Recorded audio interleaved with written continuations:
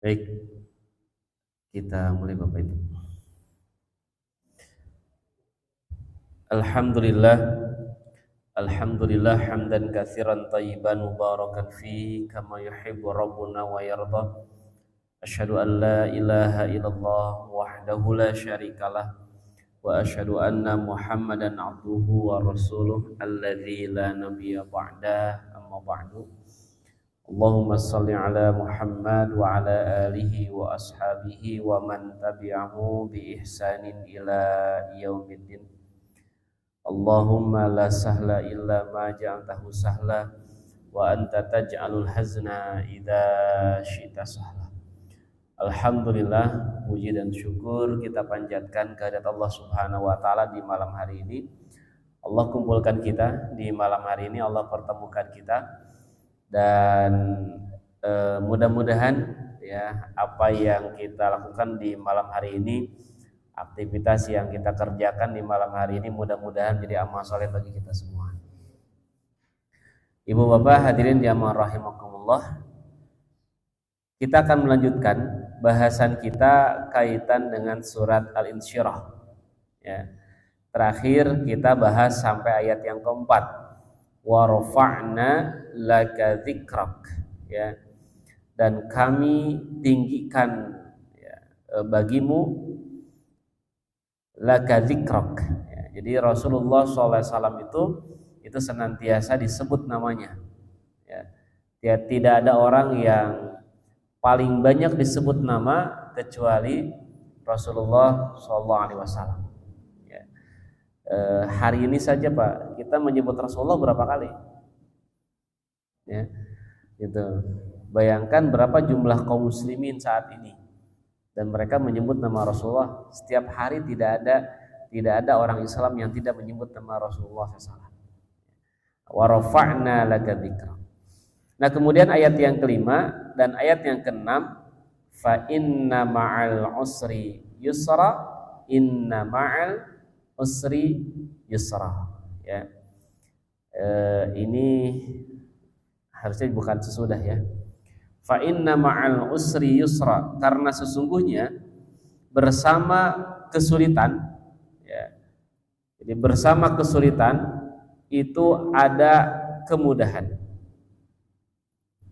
Jadi bukan sesudah tapi bersama.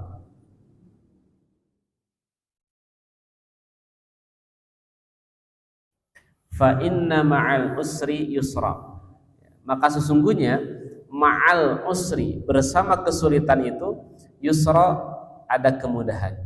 Diulang lagi di ayat yang ke-6, inna ma'al usri yusra, sesungguhnya bersama kesulitan itu ada kemudahan. Jadi Bapak Ibu di sini tidak menggunakan kata ba'da ya.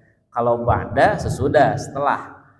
Hanya kita sering mendengar ada istilah qobliyah, ba'diyah. Kalau qobliyah berarti sholat sebelum, sholat sunnah sebelum. Kalau ba'diyah, sholat sunnah setelah. Nah, kalau ini bukan ba'da. Jadi bukan fa inna ba'dal usri yusra, sesungguhnya setelah kesulitan ada kemudahan, bukan begitu. Tapi menggunakan kata ma'a. Ya, kalau ma'a ini beriringan, artinya satu datang kemudian datang yang kedua, atau bersamaan. Kalau ma'a Bapak Ibu bersamaan ya. Kalau ba'da misalkan ya ja'al asep ya ba'dal ahmad misalkan ya, mohon maaf kalau ada yang namanya disebut ya. Ja'al asep ba'dal ahmad, berarti datang Pak Asep setelah Pak Ahmad. Jadi Pak Ahmad duluan baru Pak Asep. Nah gitu. Tapi kalau ma'a, ja'a Asep ma'a Ahmad, berarti datangnya bersamaan. Ya, datangnya bersamaan. Dalam ayat ini fa inna ma'al usri yusra. Sesungguhnya bersama kesulitan itu ada kemudahan. Ya. Jadi Bapak Ibu, kalau kita mendapatkan kesulitan, maka sesungguhnya Allah sudah menyiapkan jalan kemudahan. Gitu. Ya. Nah, kita akan lihat bagaimana tafsiran dari ayat ini. Ya. Di sini ada yang unik Bapak Ibu. Fa inna ma'al usri yusra. Kalimat usri pakai alif lam. Kalimat yusra pakai alif lam tidak? Al usri pakai alif lam. Pak yusra tidak pakai alif Tidak pakai alif lam. Jadi tanwin. Ya, yang satu pakai alif lam, yang satu pakai tanwin. Ini lihat. Al usri dan yusra. Ketika di ayat yang ke-6 sama juga begitu. Inna ma'al usri yusra. Jadi usrinya pakai alif lam, yusronya tidak pakai alif lam. Emang apa bedanya, Pak? Ya. Nah, apa bedanya yang satu pakai alif lam, yang satu tidak pakai alif lam? Bapak Ibu, kalau pakai alif lam itu kalau dalam bahasa Arab namanya ma'rifah. Ya. Yang tidak pakai alif lam atau tanwin namanya nakiro. Emang apa bedanya? Kalau ma'rifah itu berarti sudah khusus. Ya. Kalau pakai alif lam berarti sudah khusus, tidak yang lain-lain, yang itu. Sedangkan kalau tidak pakai alif lam, pakai tanwin menunjukkan banyak. Ya, maksud banyak tuh menunjukkan tidak hanya pada satu khusus itu. Ya. Contoh. Ja'a rojulun. Datang seorang laki-laki. Rojulunnya pakai alif lam tidak? Tidak. Kalau tidak pakai alif lam, datang seorang laki-laki. Pertanyaannya, laki-laki yang mana? Nu mana, weh? Ya, karena tidak ditunjuk khusus, gitu, ya. Kalau pakai tanwin, tapi kalau pakai alif lam, ja'a ar-rajulu, pakai alif lam. Ja'a ar-rajulu, datang orang itu. Ya, satu atau banyak? Satu. Ya, kalau yang tadi ja'a rajulun, datang seorang laki-laki. Satu atau banyak? Banyak. Ya, banyak sini bukan maknanya banyak jamak, bukan. Tapi banyak di sini maknanya umum. Laki-laki yang mana? Yang mana? Weh. Ya, gitu. Kalau yang tadi mah yang pakai alif lam sudah jelas laki-lakinya yang itu. Enggak ada yang lain-lain. Nah, artinya Bapak Ibu, di sini ketika Allah menyebut kesulitan pakai alif lam, sedangkan ketika menyebut kemudahan tidak pakai alif lam, artinya apa? Coba, ya, bisa dipahami nggak? Ketika menyebut kesulitan pakai alif lam, sedangkan ketika menyebut kemudahan tidak pakai alif lam, artinya apa, Pak?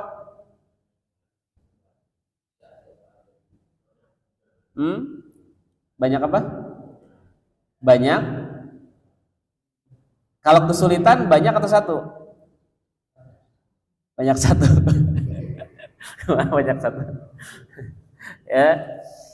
Jadi Bapak Ibu, ketika Quran menyebut kesulitan pakai alif lam, artinya satu kesulitan. Ya. Sedangkan ketika kemudahan itu tidak menggunakan alif lam, artinya apa? Jalan kemudahan itu banyak. Ya.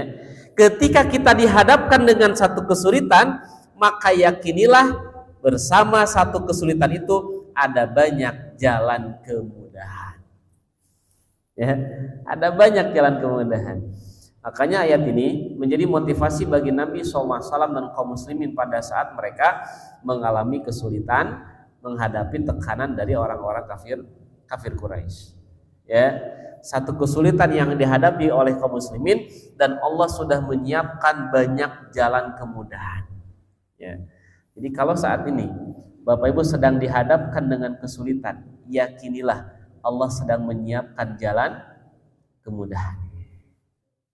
Kesulitan apa yang sedang dihadapi saat ini, Pak? BBM. BBM. Ya, BBM. Gitu. Dolar sekarang berapa, Pak?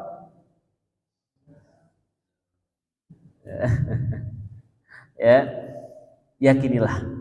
Ya, yakinilah bersama kesulitan itu ada kemudahan. Ya. Sekali lagi, Bapak Ibu, dalam ayat ini ketika Allah menyebut kata usri atau usrun, kesulitan, itu pakai alif lam menunjukkan kesulitannya hanya satu saja, yang itu. Ya. Sedangkan jalan kemudahannya oleh Allah dibuat umum. Ya, artinya bisa jadi satu kesulitan begitu banyak jalan kemudahan. Gitu, ya.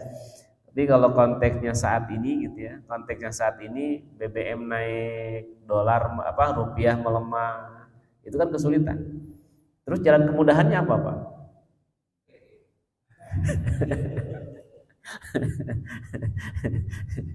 Jalan kemudahannya MBG.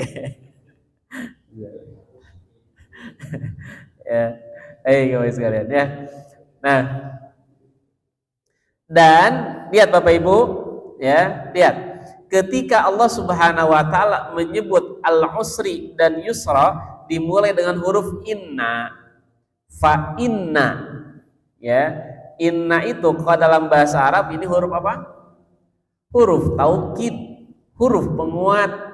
Ya, artinya apa?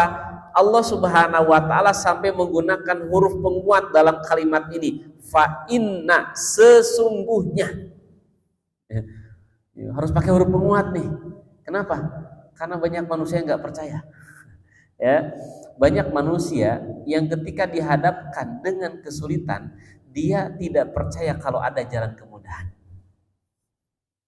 Ya, gitu. Nah,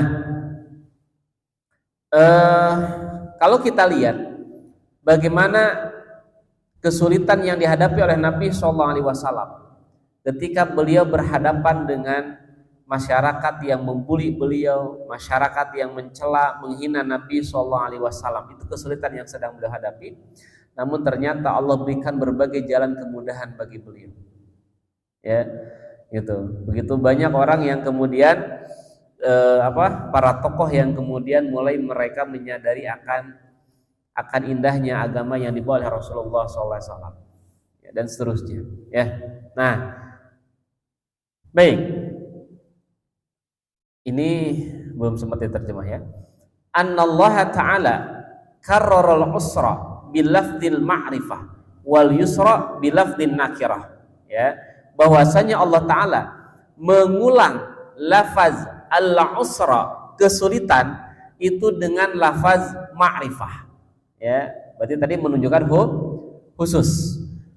Wal yusra, sedangkan lafaz yusra, kemudahan bilafdin nakirah, dengan lafaz nakirah berarti umum. Ya, wa min adatil Arab, dan diantara kebiasaan orang Arab itu idza dzakarat isman mu'arrafan, apabila ya menyebut isim yang mu'arrafan, yang ma'rifah, thumma a'adatu kana tsani wal awal, kemudian ada pengulangan, maka yang kedua itu adalah yang pertama. Paham nggak Bapak Ibu? Lihat. Fa inna ma'al usri yusra, inna ma'al usri yusra. Usri, kesulitan, di penyebutan yang pertama pakai alif lam tidak? Pakai alif lam. Di ayat yang ke-6-nya usri pakai alif lam enggak? Pakai alif lam. Tadi orang Arab itu kalau yang pertama pakai alif lam, kemudian yang kedua pakai alif lam, berarti kesulitan yang pertama dengan kesulitan yang kedua sama atau beda? Sama. Ya, sama Bapak Ibu. Jadi al-usri di ayat yang kelima dengan al-usri di ayat yang ke-6 kesulitannya sama, itu juga. gitu ya, sama kesulitannya. Wa idza dzakarat, kita lanjutkan, wa idza dzakarat nakiratan summa a'adathu mithlahu sara itsnain, ya, dan apabila penyebutannya nakirah kemudian diulang penyebutannya sara itsnain, maka yang pertama dengan yang kedua itu beda. Kita lihat yusron di ayat yang kelima disebutkan bentuknya nakirah, berarti tidak pakai alif lam. Di ayat yang keenam ada kalimat yusron lagi, ada pakai alif lam tidak? Tidak. Nah, ini orang Arab Bapak Ibu ya. Kalau yang pertama bentuknya tidak menggunakan alif lam, ya, kemudian disebut lagi di ayat yang ke-6 sama tidak menggunakan alif lam, berarti kemudahan di ayat yang kelima dengan kemudahan di ayat yang ke-6 sama atau beda? Saya ulang ya, kan rada liar kayak ya, minimal Bapak Ibu mulai, oh ada ma'rifah ada nakirah ya. Jadi ma'rifah itu khusus, kalau nakirah itu umum ya. Saya ulang nih ya, konsentrasi Bapak Ibu ya, siap kena konsumsi nada ya. Tadi penyebutan kata kesulitan atau al-usr, saya berdiri ya, mohon maaf ya.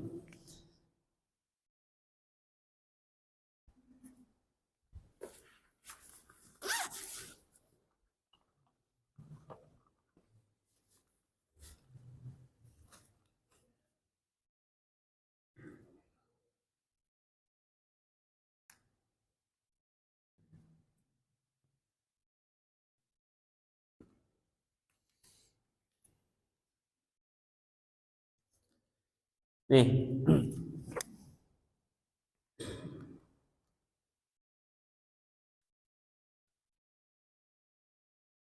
nggak tembus Bapak Ibu. Ya, kalau ke tembok ya ke sini enggak, ke layar tidak. Baik. Ini ya, di ayat yang kelima kata al-usri itu pakai alif lam. Kemudian di ayat yang ke-6 al-usri juga pakai alif lam. Berarti kesulitan di ayat yang kelima dengan kesulitan di ayat yang ke-6 sama atau beda? Sama. Sekarang kalimat yusron tidak ada alif lamnya di ayat yang kelima. Di ayat yang ke-6 juga sama, tidak pakai alif lam.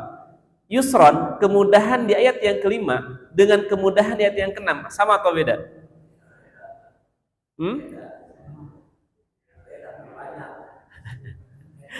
Ada yang bilang sama, ada yang bilang beda ya. Ini kebiasaan orang Arab Bapak Ibu ya. Kebiasaan orang Arab kalau mereka menyebutkan kemudahan tidak menggunakan alif lam, maka kemudahan di ayat yang kelima itu berbeda dengan kemudahan di ayat yang ke-6 ya. Jadi kesulitannya satu, kemudahannya dua ya, gitu kan. Yang ini kesulitan dengan yang ini sama, kesulitannya yang itu juga. Sedangkan kemudahan di ayat yang kelima ini kemudahannya satu jalur, kemudahan yang kedua di ayat yang ke-6 ini jalur yang lain, berarti beda. Artinya satu kesulitan diapit oleh dua kemudahan. Itu Bapak Ibu ya. Jadi satu kesulitan diapit oleh dua kemudahan ya. Nah, mana tadi teh? Ya. Udahlah, ke bawahnya mah itu contoh lah ya, ke bawahnya contoh menjelaskan pembahasan yang di atas. Lihat. Waqala Al-Hasan. Al-Hasan berkata, "Lamma nazalat hadhil ayah." Tatkala turun ayat ini, qala Rasulullah sallallahu alaihi wasallam. Ya. Rasulullah SAW bersabda, "Abshiru qad ja'akumul yusra la yaghliba usrun yusrain." Ya, kata Al-Hasan, ketika ayat ini diturunkan, Rasulullah SAW bersabda, "Berilah kabar gembira bahwa kemudahan telah datang kepadamu. Satu kesulitan tidak akan mengalahkan dua kemudahan. Ya. Jadi satu kesulitan tidak akan mengalahkan dua kemudahan. Begitu juga kata Ibnu Mas'ud. Ibnu Mas'ud beliau mengatakan, "Lau kana al-usru ya fi hujrin." Seandainya ada kesulitan dalam satu ruangan, la talabahul yusru hatta yadkhula. Pasti kemudahan akan mencarinya sampai masuk. Innahu la yaghliba usrun yusrain. Sesungguhnya kesulitan tidak akan mengalahkan dua kemudahan. Ya. Jadi Bapak Ibu hadirin jamaah rahimakumullah, ya, kalau kita meyakini ayat ini kemudian kita dihadapkan dengan satu kesulitan, maka yakinilah ada jalan kemudahan yang sedang mencari, ya, yang sedang mencari kesulitan itu.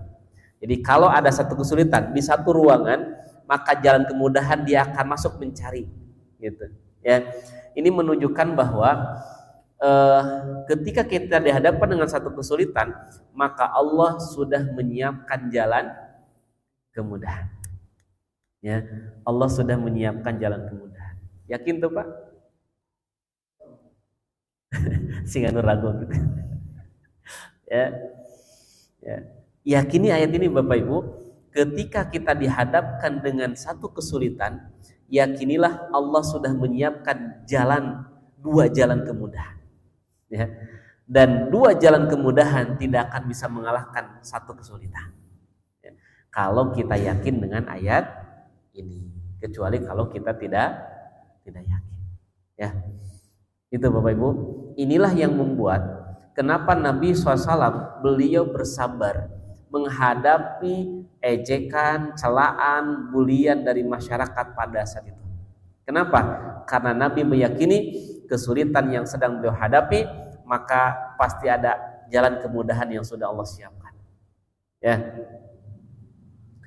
Baik.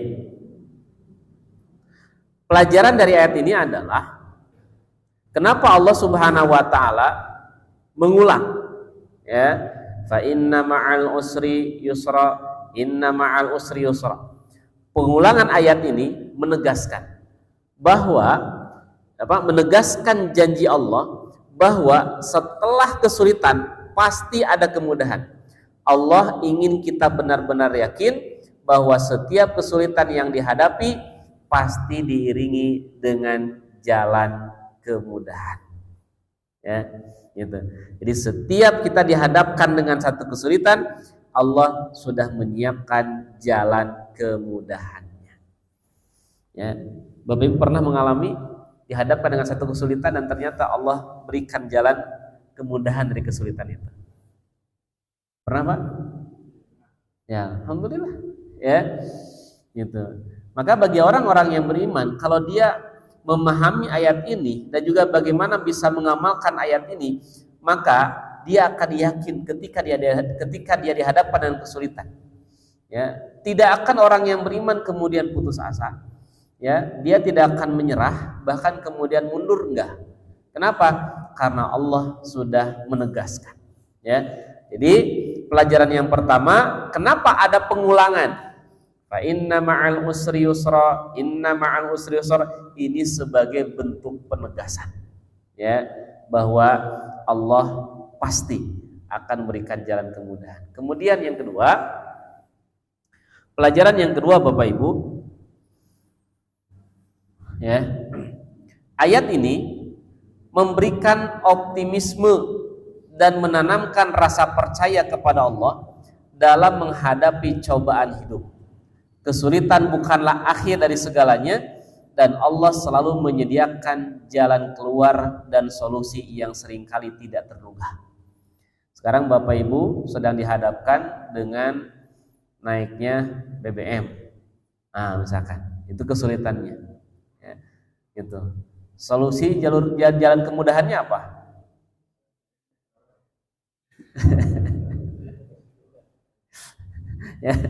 ya, solusinya pakai sepeda. Ya, solusinya pakai sepeda, kan gitu. Ya, ketika dihadapkan dengan kesulitan, rupiah melemah karena dolar naik misalkan, ya dolar sampai 18.000, maka jalan kemudahannya apa? Jangan pakai dolar. Ya, jangan pakai dolar, gitu. Yakinilah Bapak Ibu sekalian, ya, nggak perlu kemudian kita pesimis dengan kondisi negeri ini, ya, itu tetap optimis, ya, dan tetap bangun kepercayaan bahwa Allah akan berikan kemudahan, Allah akan berikan jalan keluar dari kesulitan yang sedang kita hadapi. Ya, dulu kita dihadapkan dengan COVID, ya, dengan COVID, walaupun banyak yang kemudian tumbang, ya, banyak yang kemudian bangkrut, begitu ya. Tapi kemudian justru mereka yang mencari celah, mencari peluang, justru mereka tetap fight, gitu ya. Mereka tetap bisa bertahan, ya, gitu.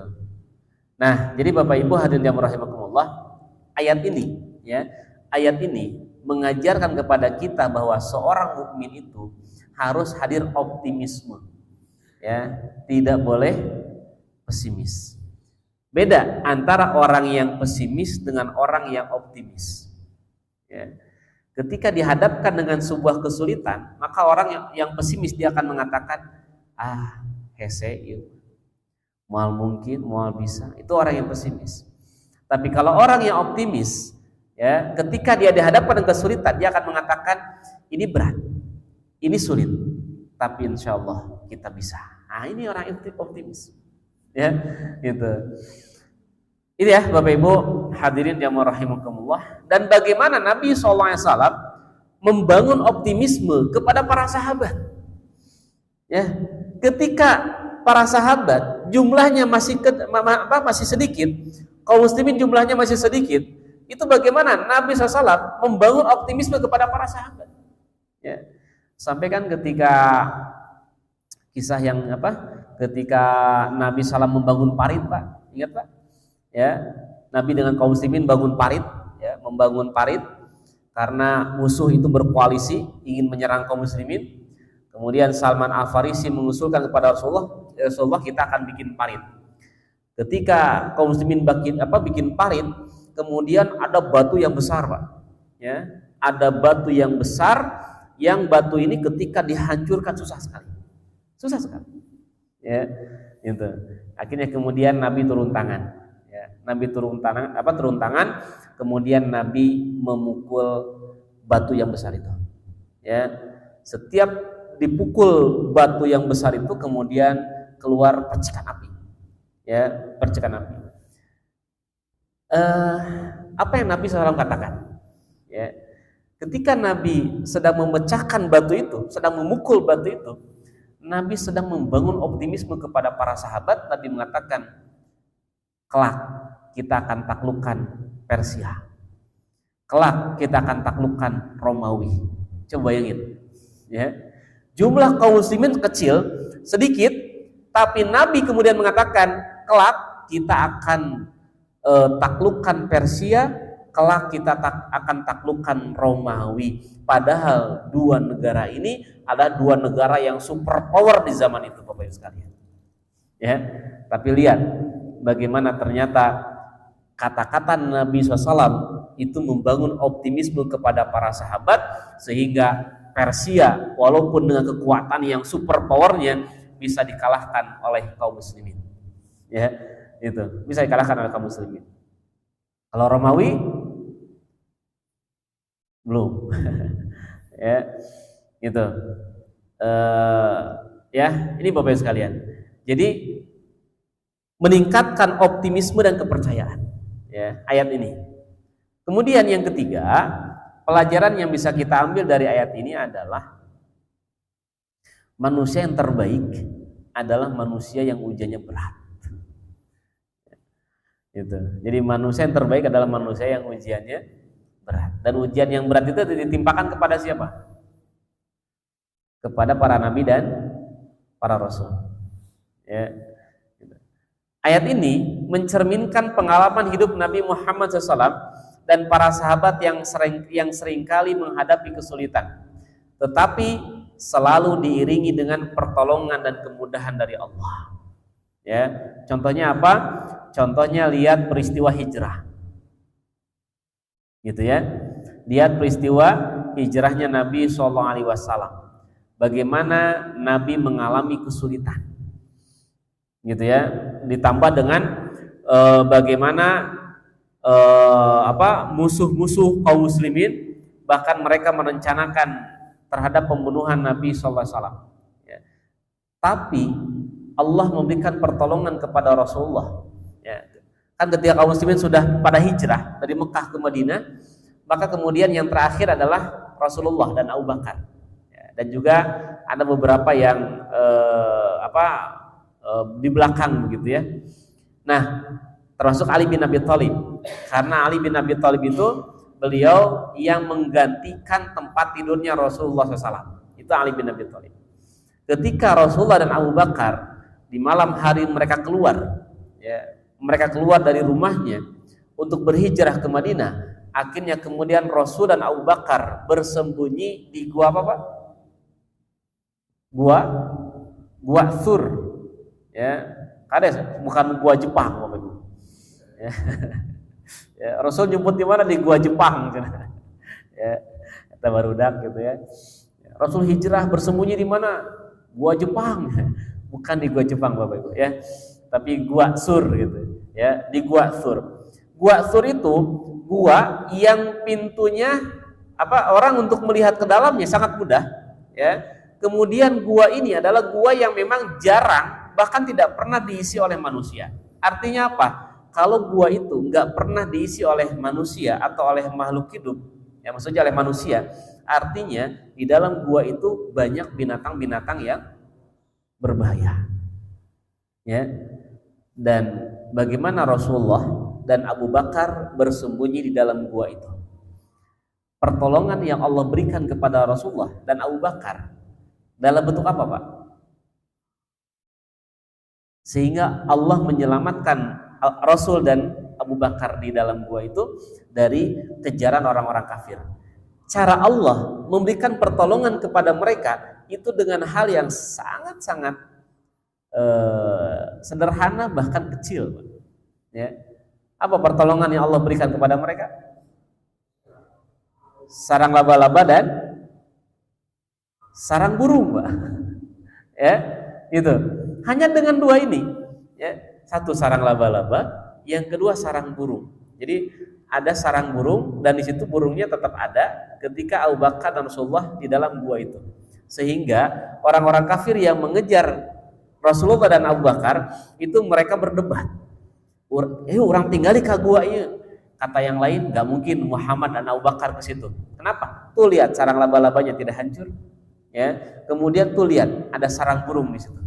Ya, kalau ada orang yang masuk, pasti sarangnya rusak dan burungnya terbang, kan gitu. Hanya dengan itu pertolongan yang Allah berikan kepada Rasulullah dan Abu Bakar. Ya, mudah bagi Allah Bapak Ibu untuk memberikan pertolongan kepada orang-orang yang dekat dengan Allah. Ya, dan seringkali pertolongan itu datang dari arah yang tidak kita sangka-sangka. Ya, pertolongan itu datang dari arah yang tidak pernah kita duga. Ya. Makanya kenapa di dalam surat Al-Ikhlas Allah mengajak kita supaya jangan pernah bergantung kepada makhluk, Pak. Ya, bergantunglah sama Allah. Jangan bergantung sama presiden, Pak. Bisika heul. Ya, gitu. Karena presiden itu makhluk, ya. Bergantunglah sama Allah. Saya yakin mungkin Bapak Ibu pernah mengalami ketika kita berharap kepada seseorang, berharap kepada makhluk supaya orang itu menolong kita. Justru ketika kita kita berharap minta bantuan kepada dia nggak bisa menolong sama sekali kepada kita. Ya, tapi justru kadang pertolongan itu datang dari orang yang tidak pernah kita sangka-sangka. Ya, yang tiba-tiba bantuan gitu. Ya. Padahal tadinya kita berharap kepada si A mah pasti bantuan ke orang. Sugan mantuan bantu mah. Justru orang yang tidak pernah kita sangka-sangka dia yang berikan bantuan kepada kita. Itu pertolongan yang Allah berikan kepada kita. Ya, gitu. Nah, Bapak Ibu hadirin yang rahimakumullah, jadi manusia yang terbaik adalah manusia yang ujiannya berat. Ya, gitu. Jadi Bapak Ibu pengen diuji atau enggak? Ya. Kalau kita pengen jadi manusia yang terbaik, maka siap-siaplah dengan ujian.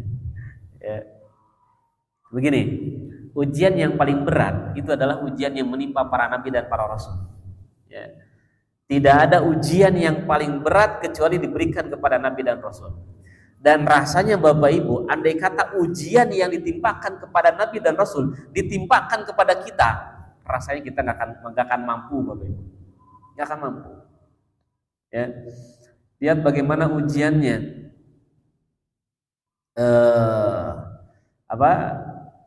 Ujiannya Nabi Ayub alaihissalam. Ya, Nabi Ayub itu ditimpa ujian sakit sampai berapa lama, Pak? Ya, ada yang mengatakan belasan tahun, ada yang mengatakan puluhan tahun. Coba, siapa di antara kita yang sanggup ya menghadapi ya menjalani ujian seperti ujiannya Nabi Ayub alaihissalam? Dan ketika Nabi Ayub diuji dengan sakit yang begitu lama, ya, kalimat yang muncul dari Nabi Ayub itu bukan kalimat putus asa, bukan kalimat menyalahkan Allah, tapi kalimat yang muncul adalah kalimat pujian kepada Allah. Ini luar biasa dahsyat. Ya, itu. Alhamdulillahilladzi, segala puji bagi Allah. Ya. Jadi ketika Nabi Ayub ditimpa dengan ujian sakit yang begitu lama, kalimat yang muncul dari lisan beliau justru mengatakan alhamdulillah, segala puji bagi Allah. Ini luar biasa. Ya. Apalagi kalau ujian ditimpakan kepada Nabi Ibrahim alaihissalam. Ya. Di mana Nabi Ibrahim diuji oleh Allah untuk meninggalkan anak dan istrinya di tempat yang gersang, tidak ada tumbuh-tumbuhan, tidak ada air, tidak ada warga, tidak ada penduduk. Ya, cuman berdua, istrinya dengan anaknya yang masih bayi. Ya, pertanyaannya Bapak Ibu, kalau Bapak Ibu disuruh mengasihkan istri dan anak yang masih bayi, tega tuh? Siap tidak, Pak? Berat. Ya, berat Bapak Ibu semua. Makanya ujian yang paling berat itu adalah ujian yang ditimpakan kepada Nabi dan Rasul. Ya. Kemudian pelajaran yang selanjutnya Bapak Ibu semua, dari ayat yang tadi, fa inna ma'al usri yusra, inna ma'al usri yusra. Ya, apa pelajarannya? Ujian, ya, ujian itu membuat seseorang lebih kuat. Ya, gitu. Jadi ujian yang dihadapi oleh seseorang itu akan membuat orang itu lebih kuat. Jadi ayat ini mengajarkan bahwa kesulitan adalah bagian dari proses kehidupan yang membuat kita lebih kuat, lebih sabar, dan lebih dekat kepada Allah. Ya.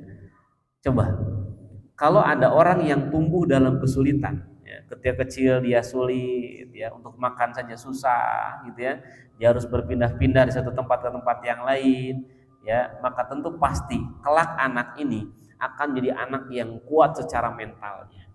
Makanya Nabi SAW, Bapak Ibu, sudah disiapkan oleh Allah bahwa kelak beliau akan jadi seorang pemimpin besar. Makanya ketika Nabi masih kecil, bagaimana ujian yang dialami oleh Nabi Muhammad SAW? Luar biasa, ya. Ketika Rasulullah SAW masih dalam kandungan, ayahnya meninggal, ya. Kemudian Nabi lahir, diasuh oleh ibunya. Berapa lama? 2 tahun. Setelah 2 tahun ibunya meninggal. Kan begitu, ya. Jadi ketika usia beliau masih kecil itu beliau sudah tidak punya ayah dan ibu. Ini memang bagaimana bentuk tarbiyah, bentuk pendidikan Allah kepada Rasulnya, karena Rasulullah itu kelak akan jadi pemimpin besar, ya. Maka dari kecil itu beliau sudah hidup menderita, ya. Kemudian setelah ibunya, beliau diurus sama siapa?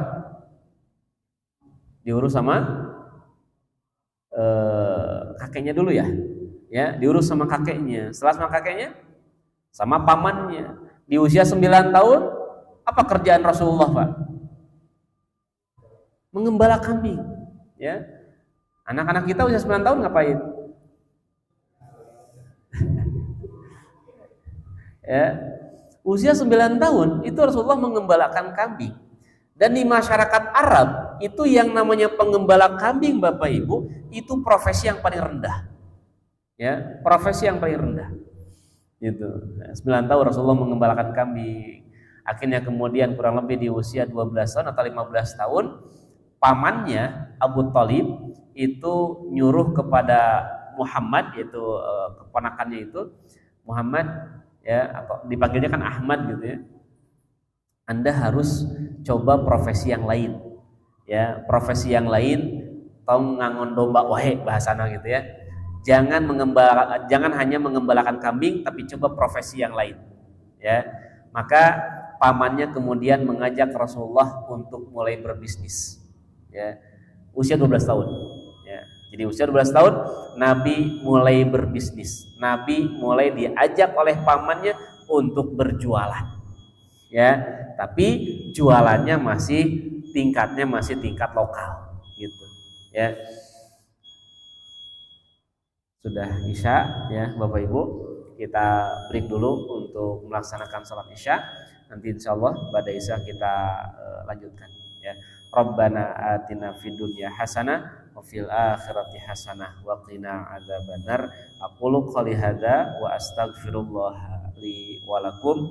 Wassalamualaikum warahmatullahi wabarakatuh.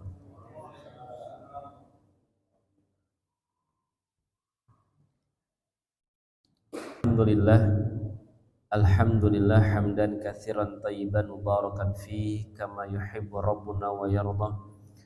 Asyhadu an la ilaha illallah wahdahu la syarikalah wa asyhadu anna Muhammadan abduhu wa rasuluh alladzi la nabiyya ba'dah, amma ba'du.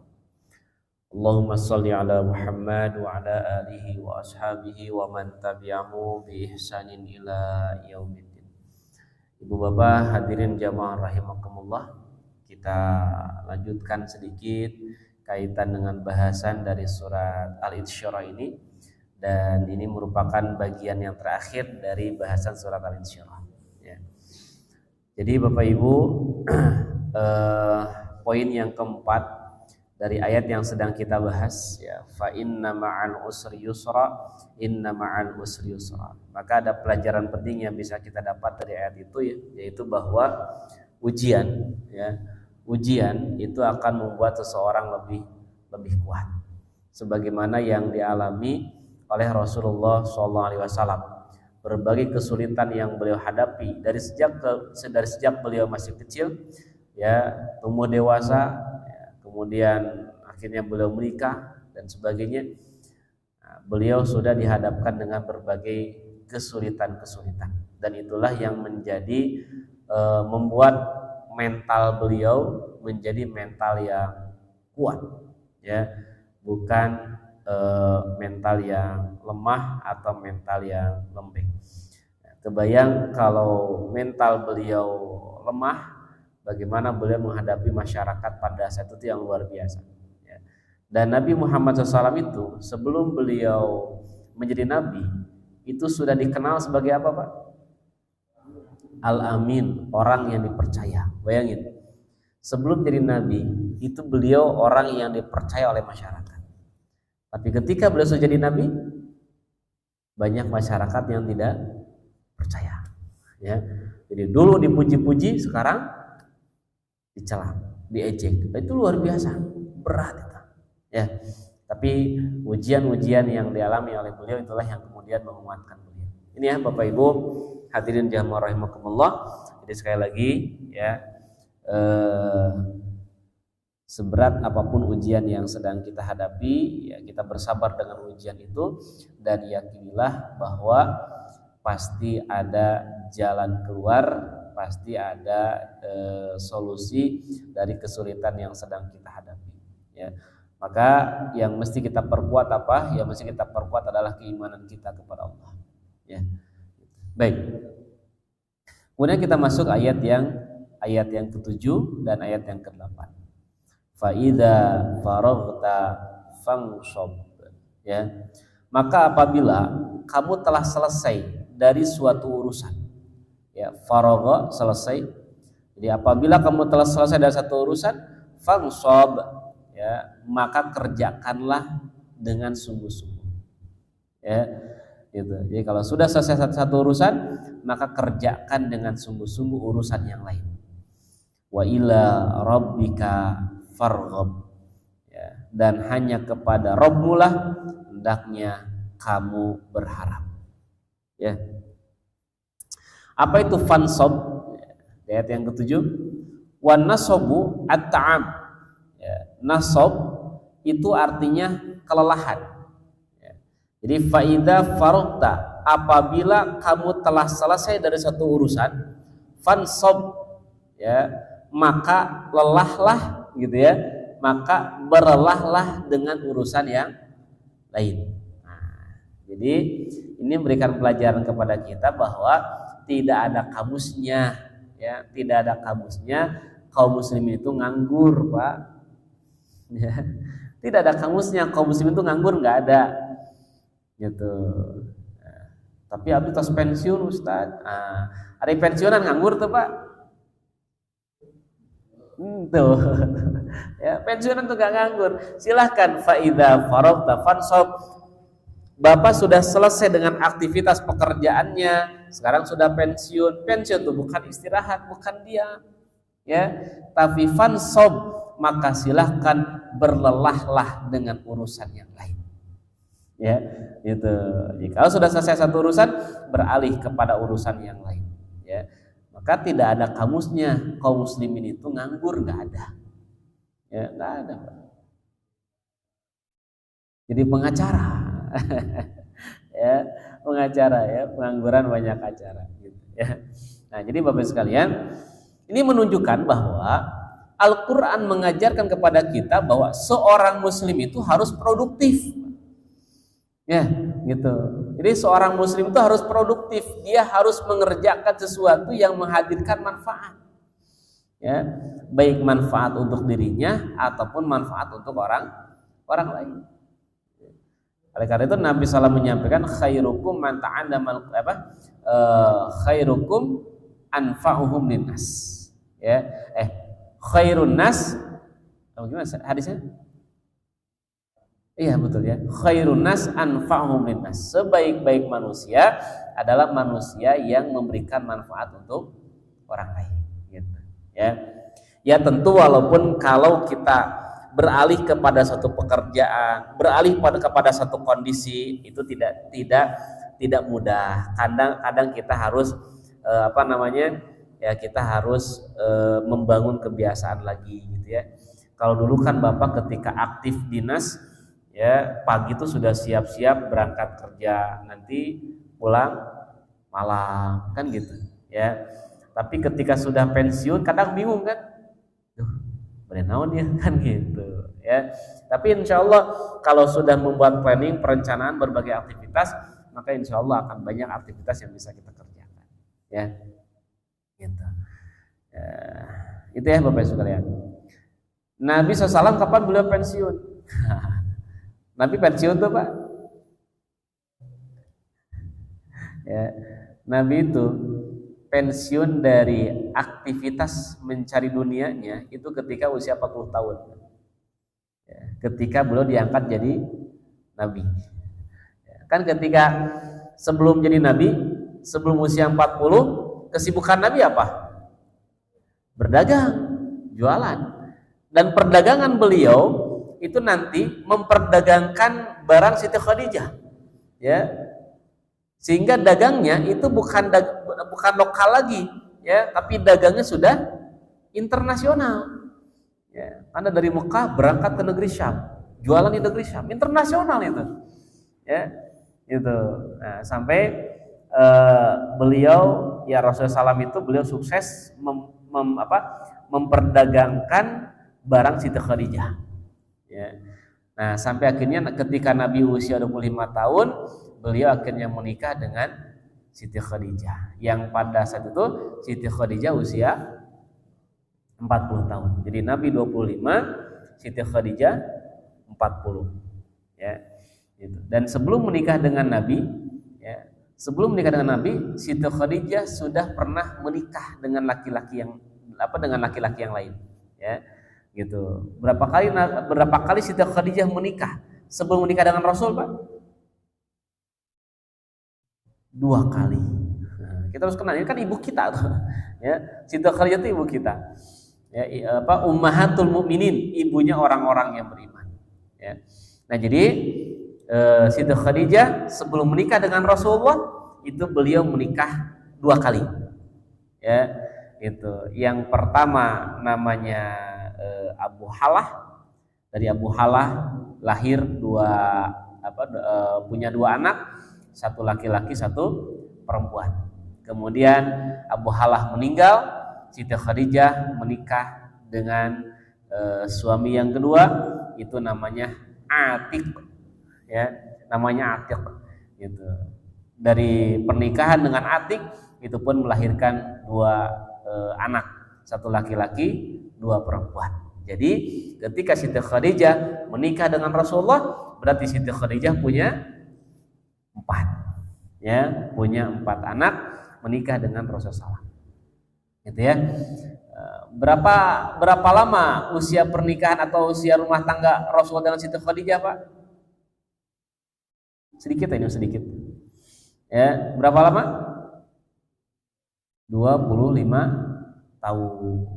Ya. Jadi pernikahan atau rumah tangga Rasulullah dengan Siti Khadijah itu selama 25 tahun.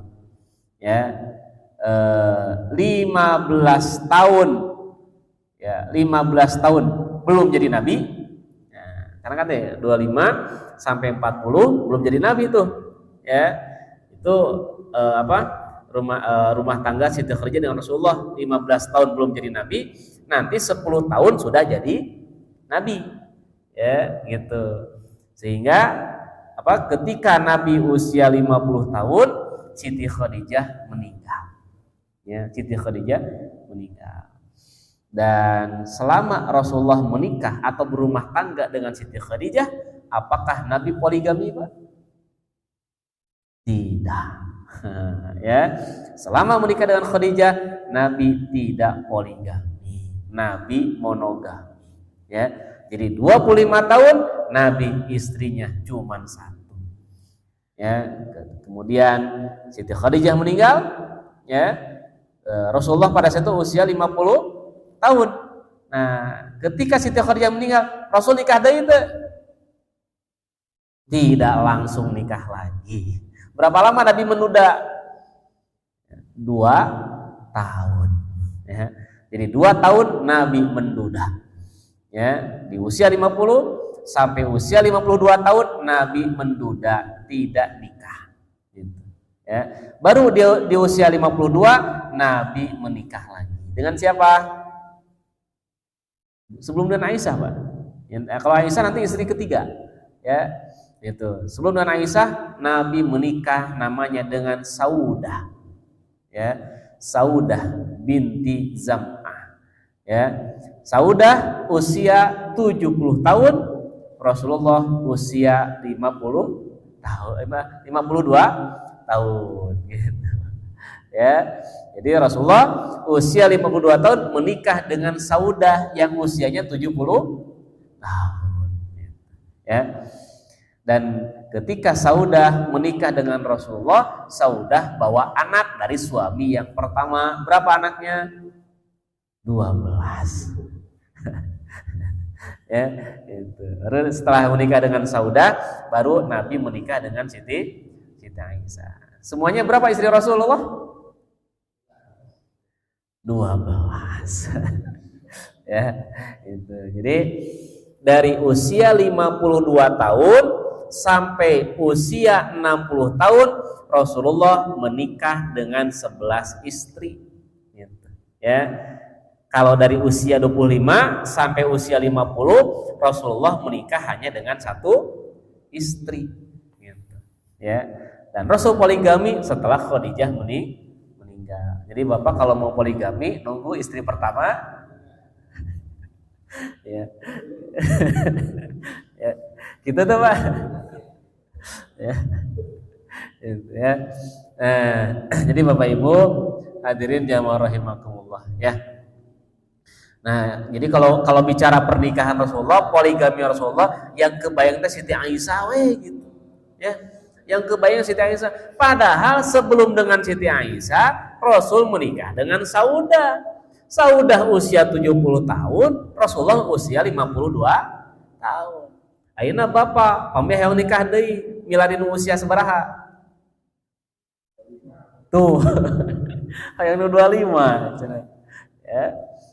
Pamih hayang nyunah Rasul mah ya Saudah usia 70 tahun. Ya, kersa Pak nikah sampai 70 tahun. Ini Bapak sekalian ya. Nah, jadi faida faraghta fansab. Ya, jadi kalau kamu telah selesai satu urusan, maka berlelah-lelahlah dengan urusan yang lain. Jadi kaitan dengan tafsir ini para ulama beragam menafsirkan apa sih yang dimaksud dengan kalau sudah selesai mengerjakan satu urusan pindah ke urusan yang lain, maksudnya apa? Ini kata Ibnu Abbas. Qala Ibnu Abbas wa Qatadah wa Dhuhaq wa Muqatil wal Qalbi fa idza faragta minas salatil maktubah. Ini makna pertama dari Ibnu Abbas.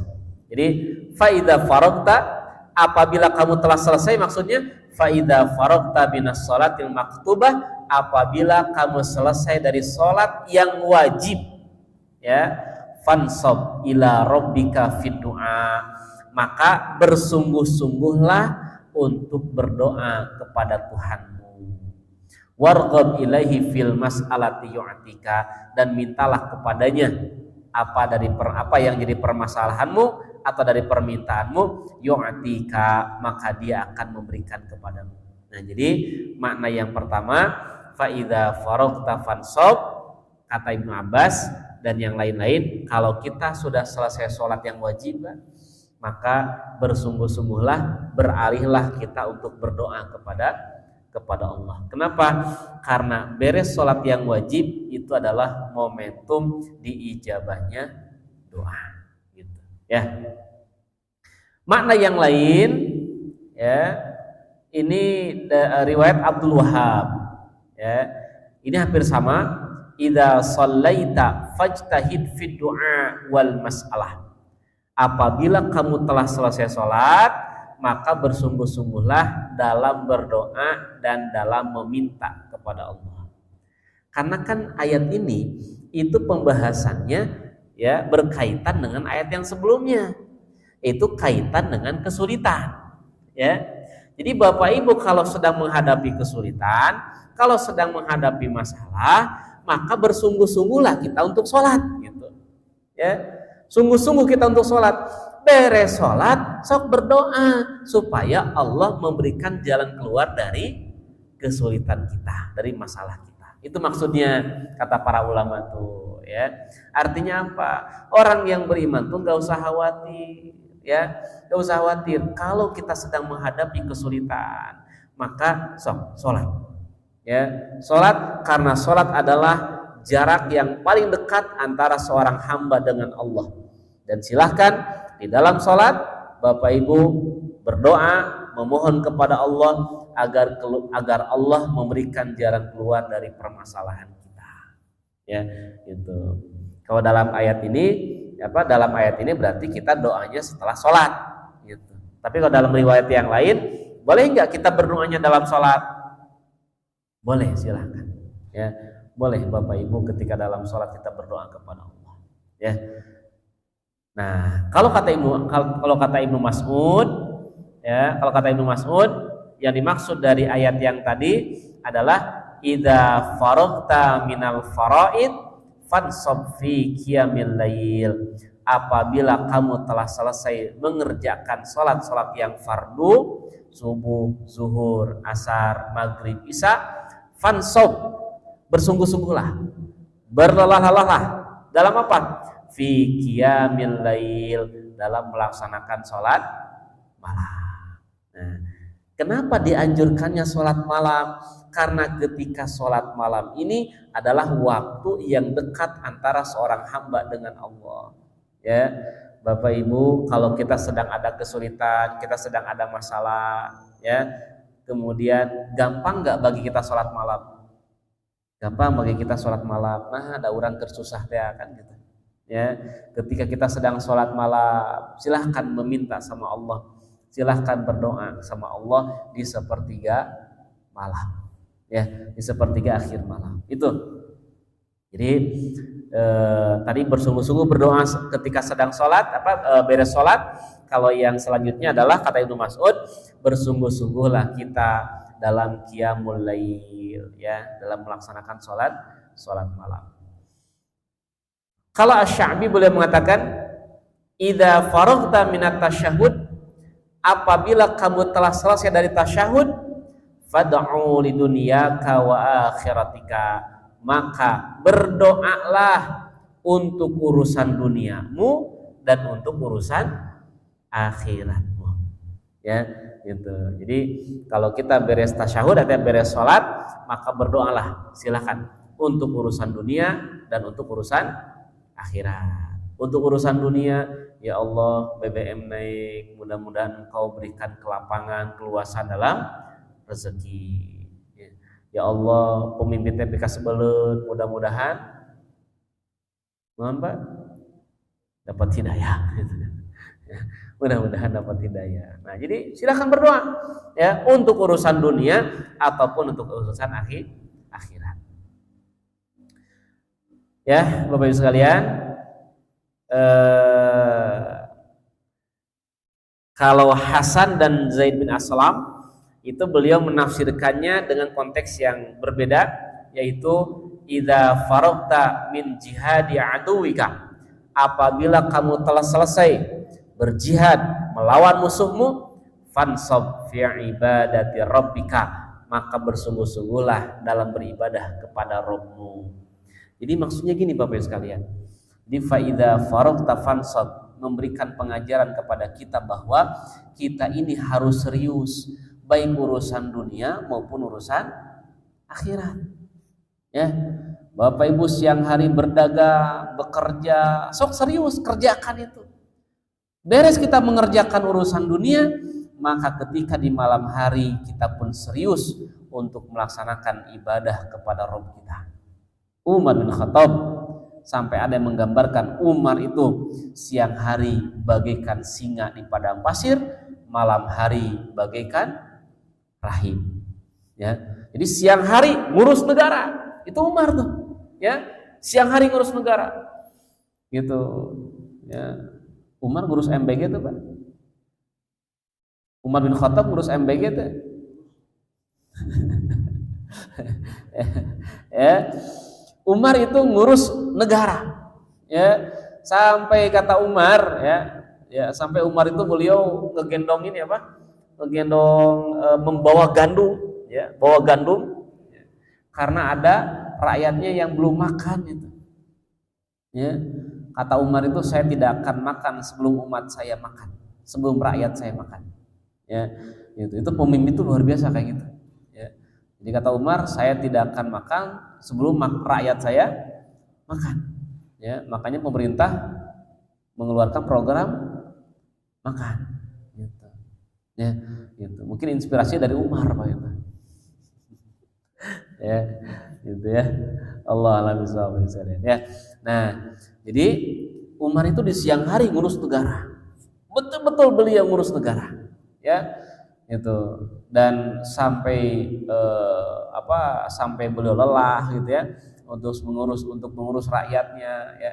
Dan Umar ini termasuk pemimpin yang beliau menugaskan orang-orang untuk mengurus urusan beliau, tapi beliau pun mengecek itu Umar itu, ya, cing bener tuh para pejabat saya teh ngurus rakyat teh gitu, betul enggak? Nah, Umar itu suatu saat beliau ngecek langsung ke lapangan Pak, ya, tanpa bawa kamera. Umar mah datanya kamera zaman baheula mah gitu, ya, gitu, langsung ke lapangan ngelihat betul nggak sih, sampai nggak dana dari pusat bahasanya, dana dari pusat ke rakyat itu nyampe atau tidak, sampai begitu ya. Dan ternyata ketika Umar sedang berjalan ya, di kegelapan malam Umar menemukan ada rakyatnya ya, ada anak yang sedang menangis ya. Sampai si anaknya ini berhenti nangis ya.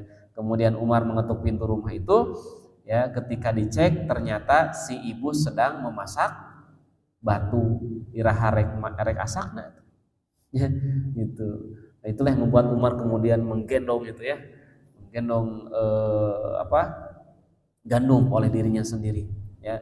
Sampai kata ajudannya, ya Amirul Mukminin, biar saya membawa gandum ini ya. Kata Umar, yang nanti dihisab bukan Anda, yang dihisab saya ya. Ini Bapak sekalian ya. Bahkan kata Umar kan, kalau di ujung sana ada kuda yang jatuh gara-gara jalan berlubang, maka nanti dihisab siapa? Umar.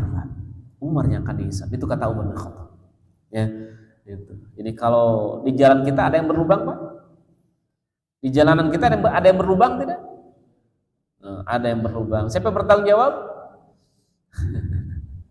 Ya, itu betulnya pemimpin, Pak. Ya, gitu. Baik. Jadi bersungguh-sungguh dalam urusan dunia dan bersungguh-sungguh dalam urusan akhirat, ya. Dan terakhir, wa ila rabbika farghab.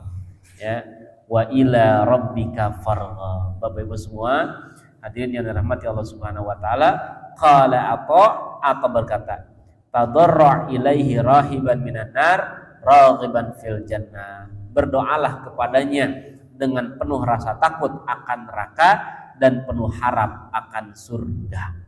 Kalau kata Az-Zajjaj boleh mengatakan ij'al raghbataka ilallahi wahdah. Ya, gitu. Jadi wa ila rabbika, dan kepada Rabbmu farghab, hendaklah kamu berharap. Jadi Bapak Ibu hadirin yang rahimakumullah, bisa jadi kita dihadapkan dengan sebuah kesulitan, maka jangan berharap kepada makhluk, jangan berharap kepada manusia, apalagi berharap kepada benda, namun wa ila rabbika farghab, berharaplah kepada Allah. Ya.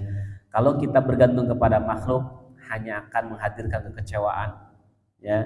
Tapi kalau kita berharap kepada Allah, maka Allah tidak pernah mengecewakan hambanya. Ya. Itu Bapak Ibu hadirin jamaah rahimakumullah, kaitan bahasan surat Al-Insyirah. Mudah-mudahan ya Bapak Ibu yang sedang dihadapkan dengan kesulitan, Allah pasti akan memberikan jalan kemudahan. Wallahu a'lam bishawab. Baik, sebelum saya tutup, barangkali ada yang mau tanyakan? Ya.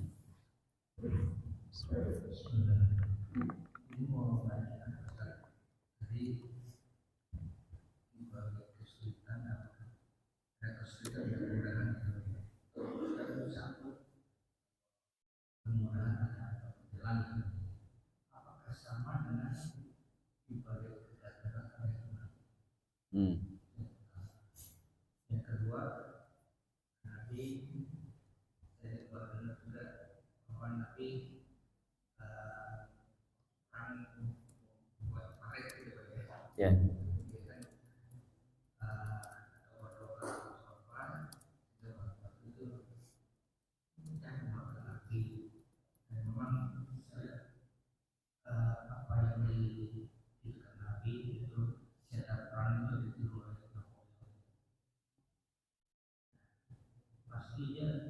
Dia pun berdoa memutuskan batu.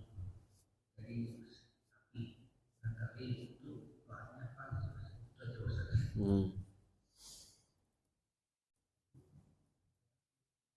Ya, yang pertama kaitan dengan satu kesulitan, ya, satu kesulitan diapit oleh dua kemudahan. Ya, kalau kata sahabat istilahnya satu kesulitan Allah sudah menyiapkan dua jalan kemudahan. Ya, jadi satu kesulitan oleh Allah disiapkan dua jalan kemudahan. Nah sekarang di balik kegagalan itu ada hikmah, ya. Ya, jadi kalau secara konteks sebetulnya memang berbeda gitu ya antara bahasan yang kesulitan dan kemudahan dan kegagalan. Ya, gitu. Kenapa? Karena kalau istilah gagal ya, gagal itu kan istilah yang dibuat oleh kita sesungguhnya. Ya, kita bilang ini gagal, padahal bukan gagal, belum sukses saja. Ya, jadi kegagalan itu adalah kesuksesan yang tertunda, ya, yang tertunda. Nah, tentu bagi orang-orang yang beriman bahwa pasti selalu akan ada hikmah, ya. Ketika kita dihadapkan dengan sebuah kegagalan, maka sesungguhnya kegagalan ini adalah tangga untuk menuju kesuksesan. Ya, sehingga kalau kata motivator, ketika kita gagal dan kita berhenti, maka ya kita akan terhenti di situ. Ya, ketika kita gagal dan terus mencoba, nah kenapa? Karena memang sesungguhnya Allah sudah menyiapkan jalan kesuksesan. Siapa tuh yang apa? Yang gagal sampai 100 atau 1000 kali itu? Siapa yang Einstein apa? Einstein itu berapa kali gagalnya? 100 kali ya? Ya, kalau tidak salah 100 kali. Ya, 100 kali gagalnya dan ketika urutan ke 101 berhasil.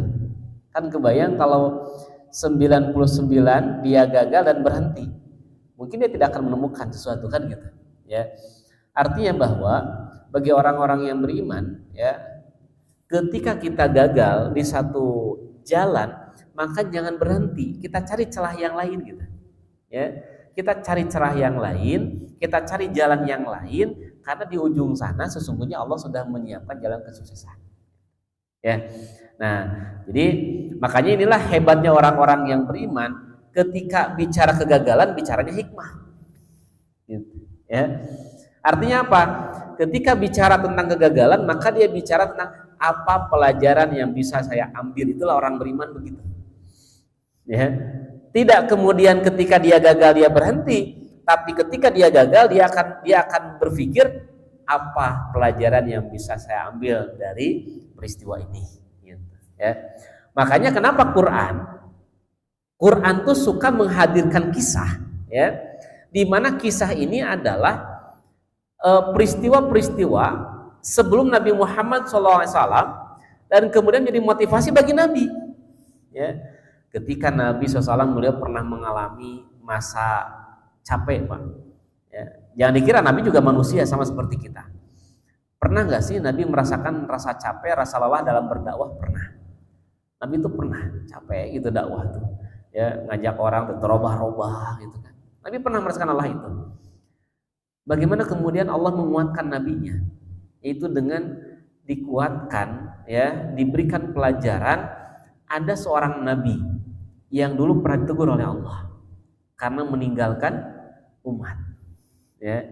Allah turunkan ayat, wala takum kasahibil hud.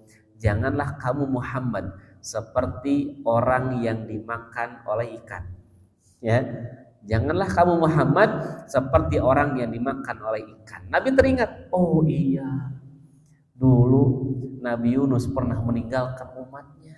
Kan pelajaran tuh. Ya, dan akhirnya ditegur oleh Allah. Maka itu menjadi pelajaran bagi Rasulullah sehingga beliau tidak meninggalkan umat. Ya, pernah di kesempatan yang lain Nabi pun mengalami kesedihan, ya, apalagi berhadapan dengan masyarakat yang tidak mau mengikuti dakwah Nabi SAW. Ya, Nabi menghadapi kesulitan. Apa yang Allah turunkan?